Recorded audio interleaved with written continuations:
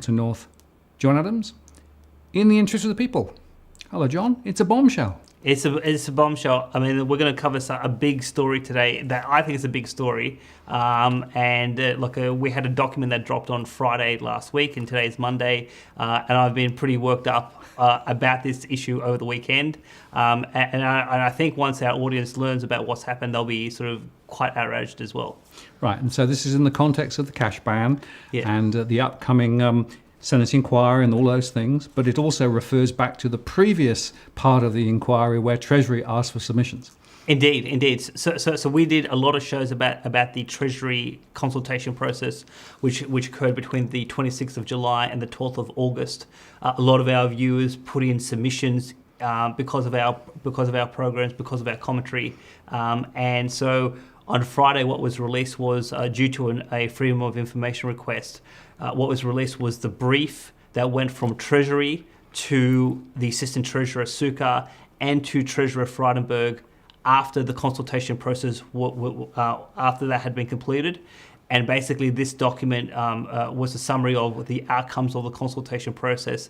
And there was a couple of things that I found particularly shocking that is worth talking about today. Right, and it's worth saying that document was heavily redacted, so a lot of it is actually just greyed out. But nevertheless, as you say, there are some very, very significant elements that are there, and frankly, everybody should be concerned about them. So there was a few reasons why the consultation process was sort of fishy in the beginning. So the first thing was that the process was initiated on Friday afternoon after 5 p.m. When everyone was basically sort of going off to the weekend and no one was focused on this particular issue. So that's number one. And obviously this is a very controversial issue, and obviously Treasury is trying to assist the government to get it through without any sort of controversy. So that was the first element. Friday afternoon, 5 p.m. We should say that's often put out the trash time, right? Because everyone's going home, no one's interested, and so often it's just sneaks away. Yes. Yep. So that was element number one. Yep. Element number two is that the consultation process was only 2 weeks with the Treasury process, and I've looked at other Treasury consultation rounds, and some of these go typically for 4 weeks. So the fact that they only did 2 weeks on a very controversial piece of legislation, that said to me that they were trying to rush it through. And the other reason why this was fishy is, well, when Treasury conducted its consultation process on bail-in on the Crisis Management Resolution Bill back in August of 2017, they did the same trick. Friday afternoon, 5 o'clock, 2 weeks, try to rush it through so that no one could actually pay attention to what the government and the Treasury is really up to. Yeah, and it's worth saying that the document that they put out for consultation was full of holes as well, right? So there were gaps and all sorts of things in it. So this came out on the Friday on the 26th. I received a text message, I think at 6 a.m. on the Sunday, telling me about that this process has been underway. I went online to confirm it. Then I called you up early on Sunday morning and called a couple of other people up to alert them to this particular issue. Then I prepared our first show, which was ScoMo Declares War on the Australian People. We recorded this on Sunday, on the 28th. And then by the 30th, which is the Tuesday, you had released the show, and that show went viral. We got 92,000 views on that show. About 80% of the audience, according to YouTube analytics, they are Australians within Australia. Yep. And then that sort of got everyone talking about the issue, and obviously it became sort of talk on social media. Yeah, and it's just worth saying there was no mainstream media coverage at all anywhere, right, when we was talking about this. Yes. So I think our show was released on the morning of the 30th. Now, I think by the afternoon of the 30th, there was one brief article in the AFR just mentioning that this had blown up. But yeah, no one was sort of read that article. I mean, it was really our show that sort of took charge. Yep. And then basically from that, there was so there's another YouTube channel called Heisey Says by Florian Heisey up in Brisbane, who I was on his show in the last few months. He did a show about it. He got about 28,000 views. You did a show with Robbie Barwick from the CEC, and that show got about 100. It's now at 147,000 views. But it's fair to say, Martin, that a majority of the viewers of that show are international, whereas our show was around 80% in terms of people within Australia watching that show. Yeah, that's right. A bit of a different audience mix, but as you say, high audience. And interestingly, both shows were watched through, so the average duration of watch was a lot longer than normal. Yeah. Yeah. So because of our efforts in raising this issue in terms of a prominent public policy issue, what happened out of that consultation process was the Treasury received 3,000 or more than 3,500 submissions because of what we did and the sort of we stirred up the hornet's nest on this particular issue. Now, for the context of the audience, a typical Treasury submission process or consultation process typically gets less than 50 submissions, and usually, who usually submits? It's all the sort of key players, people from industry, lobby groups, industry associations, charities, whoever the case may be. But it's usually prominent organisations, and sometimes a few individuals put in a submission on a particular matter. So the fact that the Treasury received more than 3,500 submissions on this particular piece of legislation, and that is materially significant. And the big controversy that I found on Friday, so just to be clear, the FOI request for this document came from the CEC. So one of the people in their office put in the request. They got this document.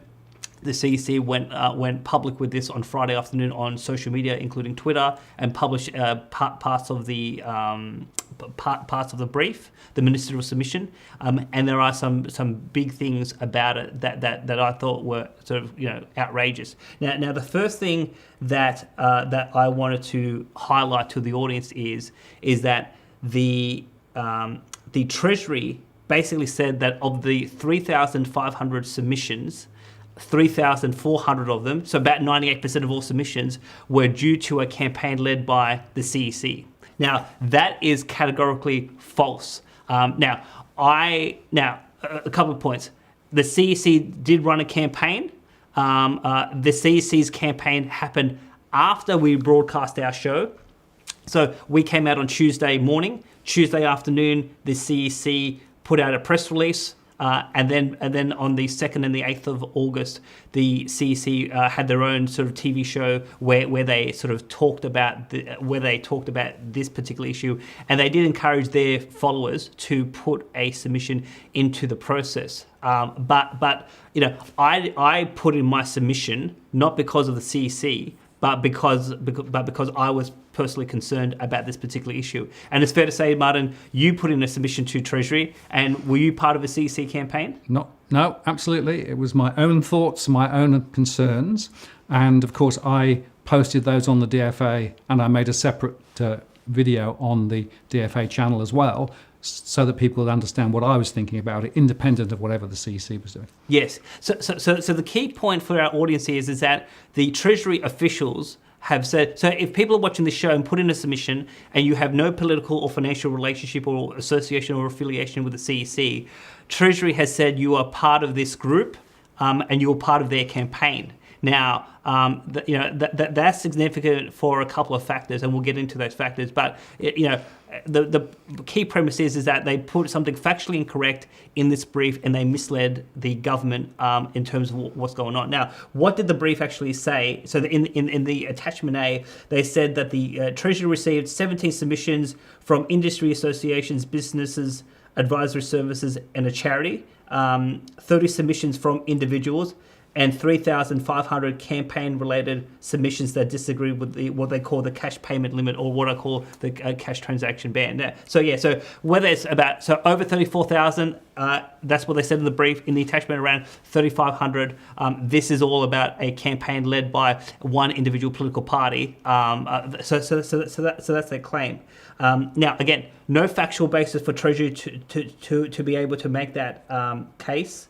Or in terms of that statement, and so obviously there are a lot of people who have been misrepresented in terms of how the Treasury has communicated the outcomes of the submission process to the government.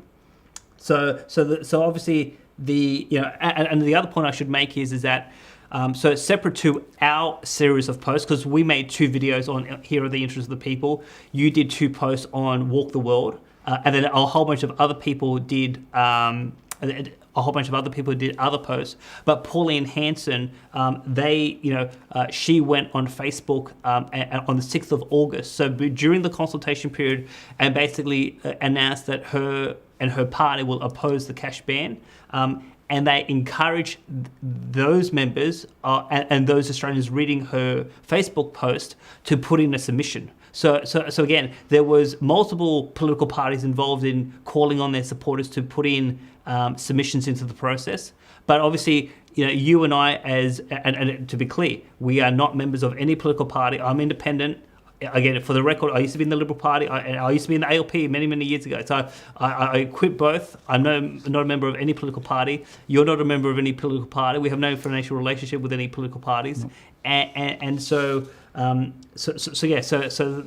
They have basically made a claim, and a whole bunch of Australians who are either not a part of the CEC or One Nation, and who fundamentally object to this legislation purely on public policy grounds and on grounds of freedom and civil liberties. They have been lumped into this camp when their intention was that they just wanted to tell the government and tell Treasury that they just don't like this law. So here's the thing. So the Treasury says there was 30 submissions from individuals and 3,500 as part of a campaign. Well, how did Treasury figure out, which were the individuals and which were the campaign? Now, that's a question I think Treasury should explain, because I would expect that I am a individual submission and your individual submission, but perhaps they thought, we are part of the CC. I'm not sure.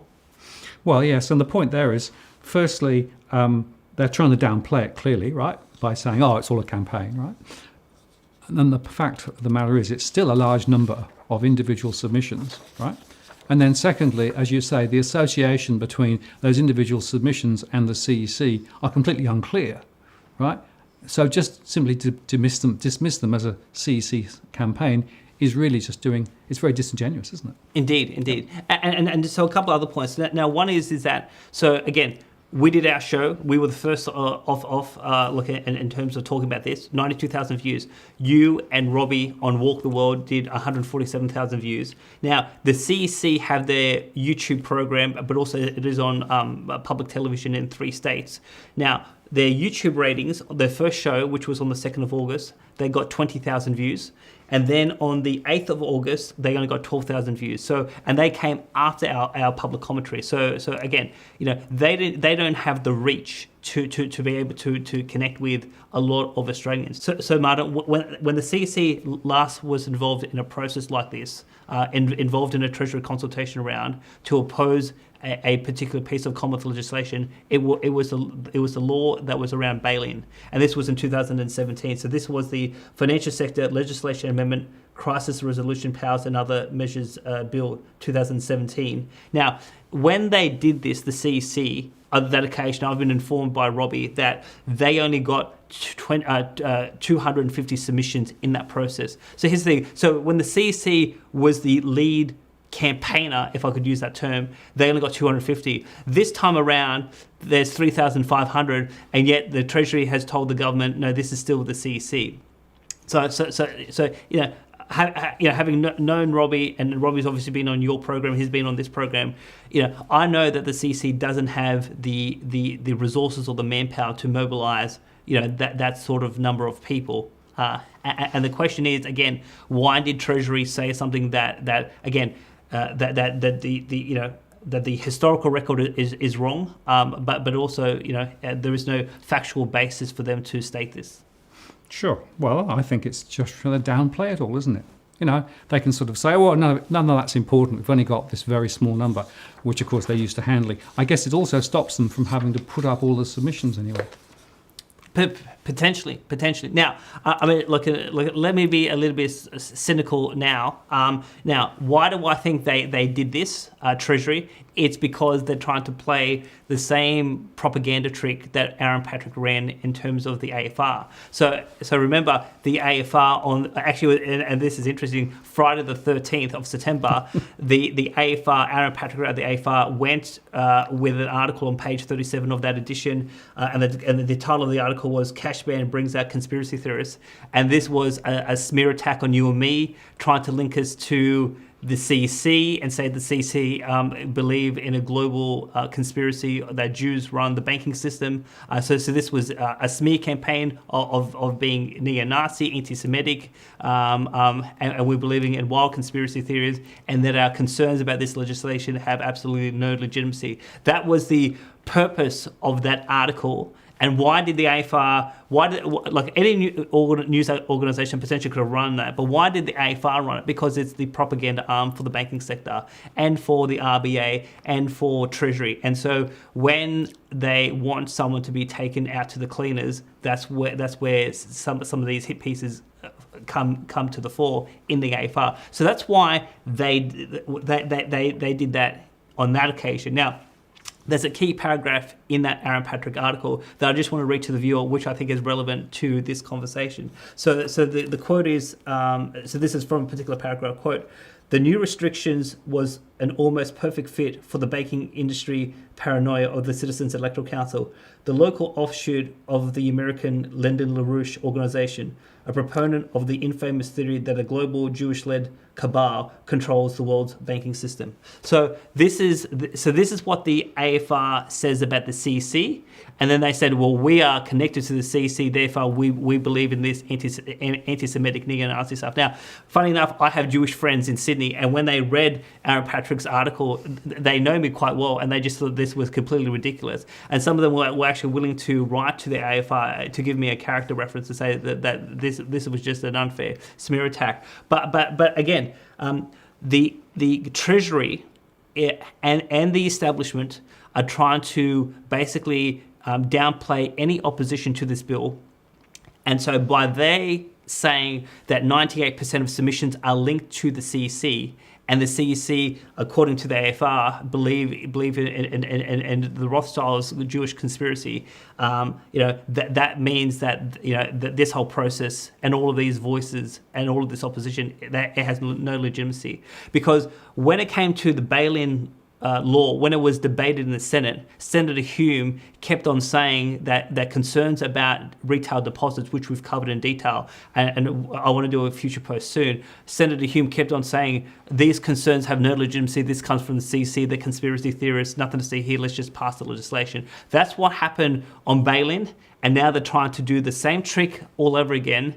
And what they've done here is to say that a whole bunch of Australians who have no connection to the CC, who just do not like this law, they're trying to lump us all together so that they can basically call us nutbag conspiracy theorists. And basically we have no legitimacy to raise any point of view, and Parliament should just get on with the job of actually passing the law. So I think this is completely outrageous. I think this is highly unprofessional, potentially bordering on public servants being corrupt. I mean, I think this is just it's that bad. So I felt compelled over the weekend to write an official letter of complaint to the Secretary of the Treasury, and the Secretary is the head of the department. And so I wrote a lengthy letter. Now that letter has been sent, so this is Monday lunchtime. I sent it this morning, first thing. So it has been sent to the Secretary, it's been sent to the relevant Deputy Secretary, so this is a revenue group, and I CC'd Frydenberg and Suka as the relevant ministers, and basically put my official letter of complaint in. My letter of complaint has been published on my own website, adamseconomics.com, and we'll put sort of a link to this, and we'll show it on the screen just so people can see it. So people can read my official letter of complaint, and I actually go, step by step through the timeline to actually show how did this campaign come about, and that this is grossly unfair to the ministers because they've been misled about what really happened, but it's also grossly unfair to citizens who have no connection to the CEC, who oppose this, who have just been lumped into who have been lumped into this camp. So what I would say is that if people feel that they have been misrepresented by the public servants, they absolutely should put in a letter of complaint to the secretary.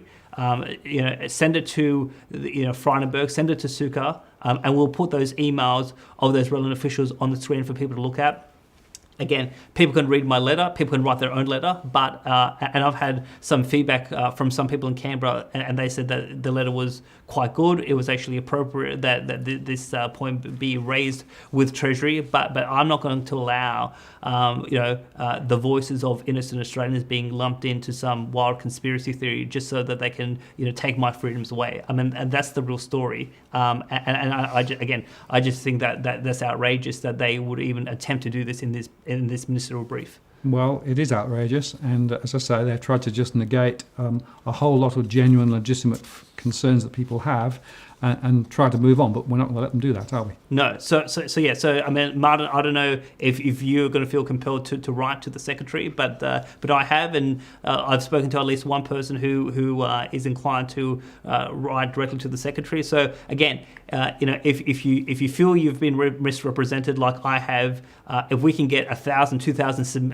emails into the secretary's inbox, I think they'll get the message that don't try this, like any of this crap ever again.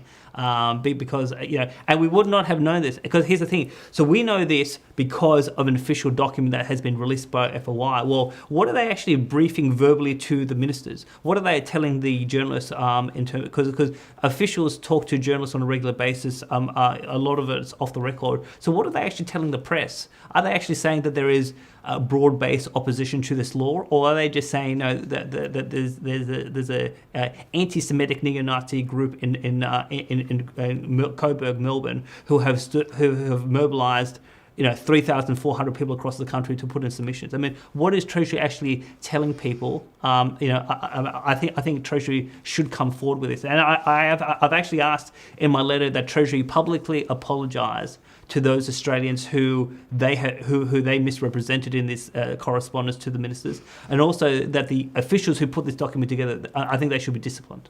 And I think it's also worth saying, John, for those people thinking of putting in a submission relating to the Senate inquiry on the cash ban, should specifically say they're not connected in any way with the CEC, so there can be no doubt next time around. Oh, of course. Now, look, and I think that's an important point. So there's a whole host of groups that have called on their members to put in submissions. So One Nation has asked their members, in terms of the CEC, they've asked their members to put forward. Now, there are people in the Liberal Party who are putting submissions forward, people in the Greens, people in Labor. So if you are a member of a political party, or you've been asked by a political party to submit, and you want to declare that. But if you are completely independent, like myself and you, well, in my submission that I'm preparing the next couple of days, I mean, look, that's a very good suggestion. I will say specifically, I am completely independent, and I make my own views and representations, through my own submission. Okay, good. Well, I think that's a really important point. But there was something else we should talk about before we finish today, and that is there were a whole bunch of issues that we all raised in our submissions, which they just tossed out as, quote, out of scope. Absolutely. So now the Treasury. So there was a consultation process, and then they had some closed door stakeholder sort of meetings with a whole host of a whole host of organisations. Some of the casinos, there were other firms and companies and charities that were affected by this the cash ban, and so they had some specific conversations about the legislation, what works, what doesn't work, what can be improved, what are your concerns, all of this sort of stuff. So now, ordinary citizens who are concerned by this, that they weren't involved in any of these consultation. In these sort of, in terms of these specific meetings. Now, and again, the important point to make is that the cash ban technically applies on businesses, not on individuals. So it's the business that will be legally liable if they receive the money, but the key point is, if you have more than $10,000. and people in the economy can't receive the $10,000, the cash becomes, it becomes worthless. I mean, you can't, your freedom is limited as a consumer if you can't use the money. And so, so that point of view, I don't think would have been, that would have been represented in some of these closed door meetings. So I think that's important. But from the submissions. From the submissions, they're willing to acknowledge that there were legitimate submissions, not part of the so-called CEC-led campaign, and some of these roundtable discussions. There was 10 issues that the Treasury raised in their brief to say that these are areas of concern, and then there was a few things that are out of scope. So let's just go through the 10 issues that they thought were legitimate and they raised with the ministers. So one was the commencement date of 1 January 2020. People thought that was too soon. There was some issues around strict liability and criminal offence. Some of the casinos had concerns around responsible gambling laws that restrict the use of electronic payments and access to cash. There was concerns around the structuring of payments. The ban may result in Australians structuring payments that avoid detection by the government. People wanted to know, well, what is an actual good or service? What is the supply of that? People wanted to know, how does the cash ban interact with the reporting to AUSTRAC?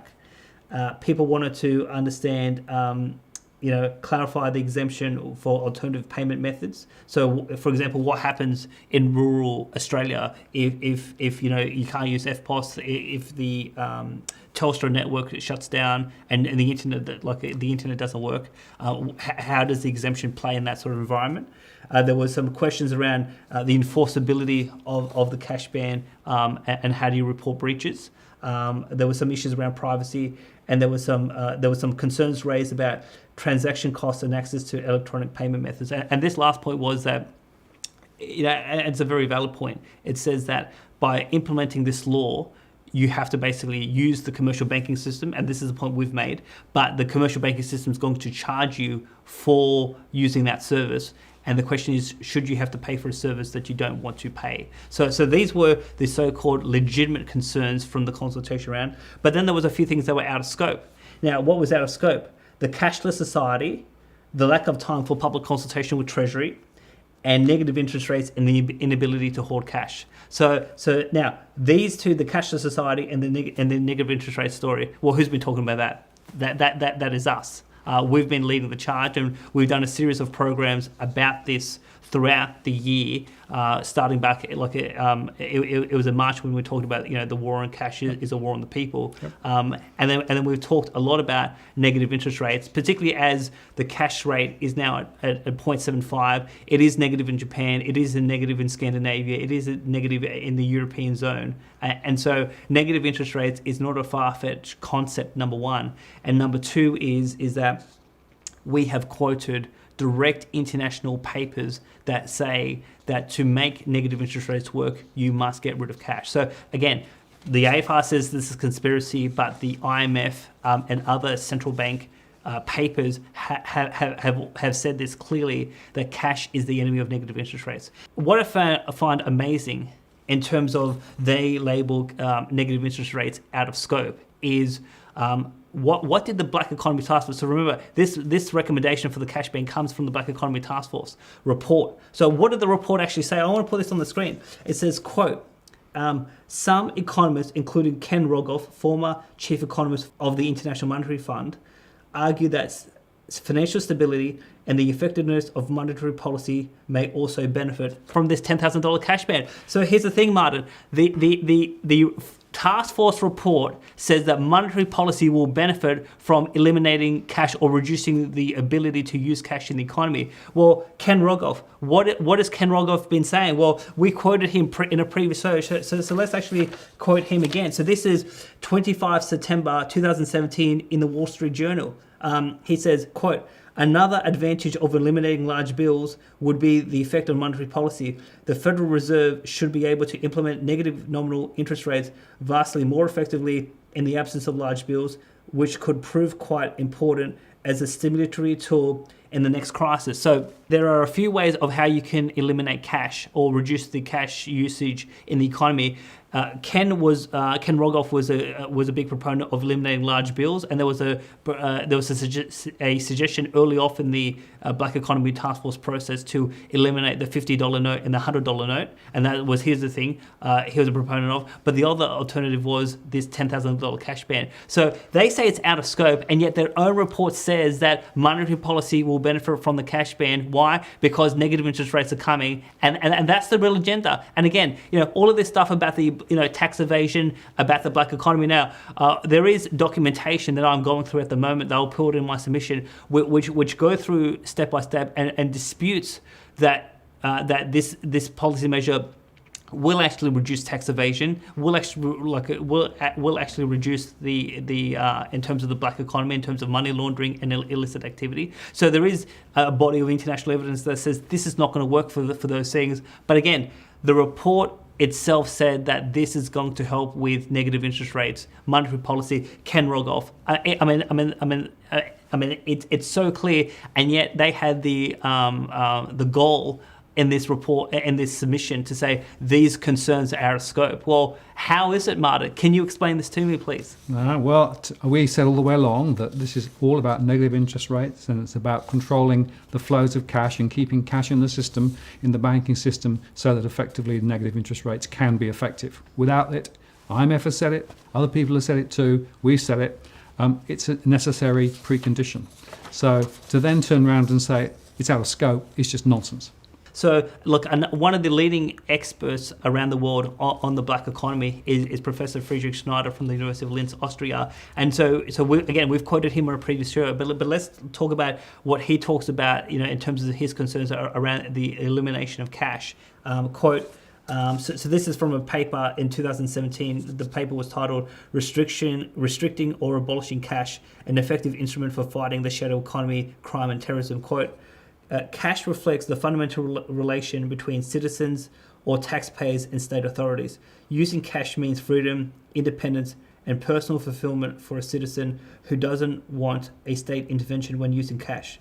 Cash has a minor influence on the shadow economy, crime and terrorism, but potentially has a major influence on civil liberties. So again, that one of the leading experts in the world says that this is about freedom, it's about control, it's about being controlled by the government, being controlled by the banking system, and there is limited evidence that this is actually going to have any impact on the so-called black economy. And we'll do a post later in this week or in next week where we'll go through our particular submissions. But again, it's outrageous that these legitimate concerns written by people around the world, the Treasury has said these are, quote, out of scope. And so, if you are concerned about these issues, about the cashless society, the war on cash, negative interest rates, the future of monetary policy, and where the monetary system is going, the boffins in Treasury have said that these concerns have no legitimacy, they have no place, and they have just washed away these concerns and just saying that that these are out of scope. Well, again,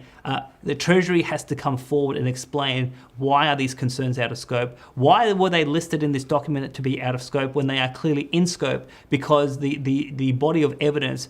And it comes again from the original source material. The Black Economy Task Force report says the cash ban will result in a benefit for monetary policy. What is that policy? It's negative interest rates. Why is this out of scope?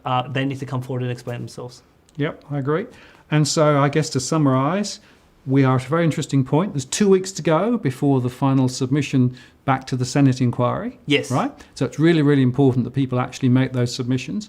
But if you really feel hard done by with regard to the previous Treasury submissions and agree with us that actually, wasn't part of the CC at all, consider then also sending a notice of complaint to them as well, because they're not doing Australians any great service by what they've done. I think that's a very good point, Martin. And the other thing that I would say is by looking at how desperate Treasury has been in this submission, it tells you about how desperate the establishment, the cartel, that they want to get this law in. And so, again, the 15th of November, you've got, again, this is Monday. By Friday of next week, that's when submissions have to go into the Senate inquiry. if you do not put in a submission during this process, this is probably your last opportunity to be able to stop this law. They're going to go to great lengths to basically try to discount the concerns of ordinary citizens across the country, and so your rights, your freedom is being steamrolled right now. The future of this legislation, we don't know where it's going to go. The government and Treasury and the RBA wants this. Labor says that they are now thinking about it. We don't know what they're going to do in the Senate. But again, if you want freedom in this country, you've got to keep pushing the process. You need to make your voice heard. You need to be involved in the public policy process. Otherwise, your rights and your freedom is going to be taken away in 2020. Yep. John, it's not over till it's over, is it? Absolutely. Martin North, John Adams, in the interest of the people. We'll see you next time.